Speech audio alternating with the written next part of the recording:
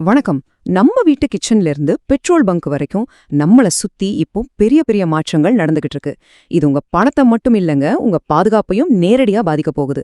புதுவிதமான எரிவாயு மோசடி, சிலிண்டர் வாங்குறதுக்கு புது வழிகள், அப்புறம் நம்மள குழப்புற சில விதிகள்னு நம்ம தெரிஞ்சுக்க வேண்டிய விஷயங்கள் நிறையவே இருக்கு.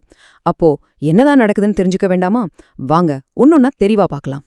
சரி, இன்னைக்கு நாம என்னென்ன விஷயங்கள பத்தி ஆழமா பார்க்க போறோம்னு ஒரு சின்ன லிஸ்ட் பாருங்க.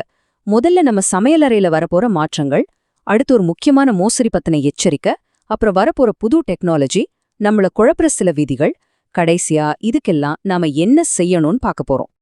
நம்ம சமையலறையில நாம தினமும் பயன்படுத்துற ஒரு விஷயத்துல ஒரு பெரிய ஆபத்து ஒளிஞ்சிருக்கு. அது என்ன தெரியுமா? உங்க அடுத்த சிலிண்டர் டெலிவரி உங்க கைக்கு வராம போறது கூட வாய்ப்பிருக்கு. வாங்க அந்த ரொம்ப அவசரமான விஷயத்துல இருந்தே ஆரம்பிக்கலாம். இப்போ நாம பார்க்க போறது ரொம்ப ரொம்ப முக்கியமான ஒரு விஷயம். எல்பிஜி வாடிக்கையாளர்களை குறிவச்சு ஒரு புதுவித மோசடி ரொம்ப வேகமா பரவிட்டு இருக்கு. இதுல நீங்க ஏமாந்துடாம இருக்கணும்னா என்ன செய்யணும்னு சொல்றேன், கொஞ்சம் கவனமா கேளுங்க. சும்மா யோசிச்சு பாருங்க. சிலிண்டர் டெலிவரி பண்றோன்னு ஒரு ஃபோன் கால் வருது. சார், உங்க ஃபோனுக்கு ஒரு ஓடிபி வந்திருக்கும், அது சொல்லுங்கன்னு கேக்குறாங்க. அந்த நேரத்துல நீங்க என்ன செய்வீங்க? இந்த ஒரு சின்ன கேள்விதான் நீங்க ஏமாந்து போறதுக்கும் நீங்க உங்க பணத்தையும் சிலிண்டரையும் காப்பாத்திக்கிறதுக்கும் நடுவுல இருக்கிற வித்தியாசம்.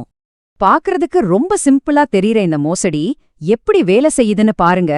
வெறும் மூணே ஸ்டெப்ல நம்மள ஏமாத்திடுறாங்க. முதல்ல என்ன பண்ணுவாங்க? டெலிவரி ஏஜென்ட் மாதிரியே பேசுவாங்க. ரெண்டாவதா, டெலிவரிய கன்ஃபார்ம் பண்ணணும், ஓடிபி சொல்லுங்கன்னு கேட்பாங்க. நீங்க அந்த நம்பரை கொடுத்துட்டீங்க, அவ்வளோதாங்க சங்கதி. உங்க சிலிண்டர் உங்களுக்கு வரவே வராது. அது அவங்க வேற யாருக்காவது வித்து காசு பாத்துடுவாங்க. இந்த ஒரு விஷயத்த மட்டும் உங்க மனசுல ஆழமா பதிச்சுக்கோங்க. டெலிவரி பண்றவரு உங்க வீட்டுக்கு வந்து உங்க கையில சிலிண்டரை கொடுக்கற வரைக்கும் அந்த ஓடிபிய யாருக்காகவும் எந்த காரணத்துக்காகவும் கொடுக்கவே கூடாது. இது ஒண்ணுதான் உங்களை பாதுகாக்கிற ஒரே வழி. சரி, இந்த மோசடியில இருந்து நம்மள பாதுகாத்துக்கிட்டோன்னு வைங்க. இப்போ எதிர்காலத்துல நாம சிலிண்டர் வாங்குற முறையே டோட்டலா மாறப்போகுது.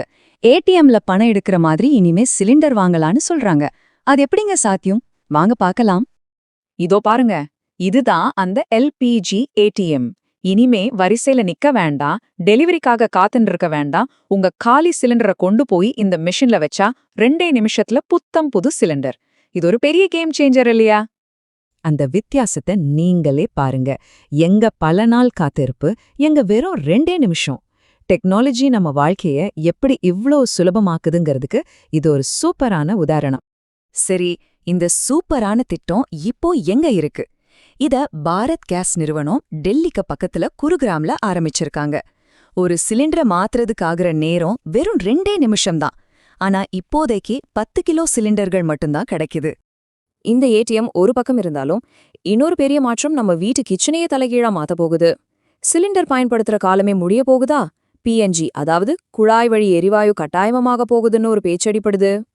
அதாவது அரசாங்கம் என்ன சொல்லுதுன்னா, எங்கெல்லாம் பிஎன்ஜி அதாவது குழாய் வழி கேஸ் இணைப்பு வசதி இருக்கோ அங்கெல்லாம் மக்கள் அதை கட்டாயம் பயன்படுத்தணும்னு திட்டம் போடுறாங்க. சிம்பிளா சொல்றோம்னா, நம்ம வீட்டுக்கு வர தண்ணீர் குழாய் மாதிரி நேரடியா சமையல் அறைக்கே கேஸ் வந்துடும். இதுக்கு காரணம் சிலிண்டர் தட்டுப்பாட்டை குறைக்கிறது தான். ஆனா இதோட நேரடி தாக்கம் என்னன்னா, உங்க ஏரியாக்கு பிஎன்ஜி வசதி வந்துட்டா நீங்க மாறலன்னா உங்க எல்பிஜி கனெக்ஷன் கட்டாக வாய்ப்பு இருக்கு. இது ரொம்ப முக்கியமான ஒரு எச்சரிக்கை. சரி, இந்த புது டெக்னாலஜி, புது விதிகள் எல்லாம் ஒரு பக்கம் இருக்கட்டும். ஆனா நடைமுறையில நாம தினமும் சந்திக்கிற பிரச்சனைகள் என்ன? பெட்ரோல் விலை, சிலிண்டர் புக் பண்றதுல இருக்கிற குழப்பம்னு அரசாங்கம் சொல்றது ஒன்னா இருக்கு, ஆனா ஏஜென்சில நடக்கிறது இன்னொன்னா இருக்கு. அந்த வித்தியாசத்தை இப்போ பார்க்கலாம். சமீபத்துல ஒரு விஷயத்தை நீங்க கவனிச்சீங்களா? நயாரா மாதிரி தனியார் பெட்ரோல் பங்க்ல பெட்ரோல் விலை 5 ரூபாய்க்கு மேலையும் டீசல் 3 ரூபாயும் ஏறி இருக்கு. ஆனா ஐஓசிஎல், பாரத் பெட்ரோலியம் மாதிரி அரசு நிறுவன பங்க்ல விலை மாறவே இல்ல. ஏன் இந்த வித்தியாசம்? இது ஒரு வேளை வரப்போற பெரிய விலை உயர்வுக்கு ஒரு முன்னோட்டமா இருக்குமோன்னு மக்கள் மத்தியில ஒரு பயம் வந்திருக்கு. பெட்ரோல் விலை ஒரு பக்கம்னா, இன்னொரு பக்கம் சிலிண்டர் புக் பண்றத பத்தி ஏகப்பட்ட வதந்திகளும் குழப்பங்களும் பரவிட்டு இருக்கு. இனிமே 45 நாள் கழிச்சுதான் அடுத்த சிலிண்டர் புக் பண்ண முடியும்னு சொல்றாங்களே, அது உண்மையா?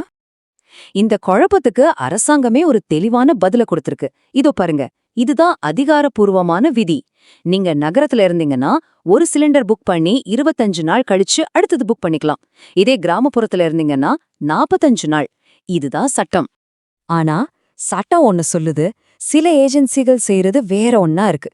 சில பேர் என்ன சொல்றாங்கன்னா, நீங்க போன சிலிண்டரை 3 மாசம் வச்சிருந்தீங்கல்ல, அதனால 3 மாசம் கழிச்சு தான் அடுத்தது புக் பண்ண முடியும்னு ஏஜென்சில புதுசா ஒரு கணக்கு சொல்றாங்களாம். இது சட்டப்படி தப்புதாங்க, ஆனா நடைமுறையில நடக்குது. இதுதான் இப்போ பல பேருக்கு பெரிய பிரச்சனையா இருக்கு. இவ்ளோ விஷயங்கள பார்த்தோம். மோசடி, புது டெக்னாலஜி, விலைவாசி, குழப்பமான விதிகள்னு. சரி, இது எல்லாத்துல இருந்தும் நம்ம தெரிஞ்சுக்க வேண்டிய முக்கியமான விஷயங்கள் என்ன? ஒரு நுகர்வோரா நீங்க என்ன செய்யணும்? அத ஒரு ஆக்ஷன் பிளானா இப்ப பார்க்கலாம். சரி, ரொம்ப சுருக்கமா சொல்லணும்னா இந்த 4 விஷயங்களை மட்டும் மறக்கவே மறக்காதீங்க. 1.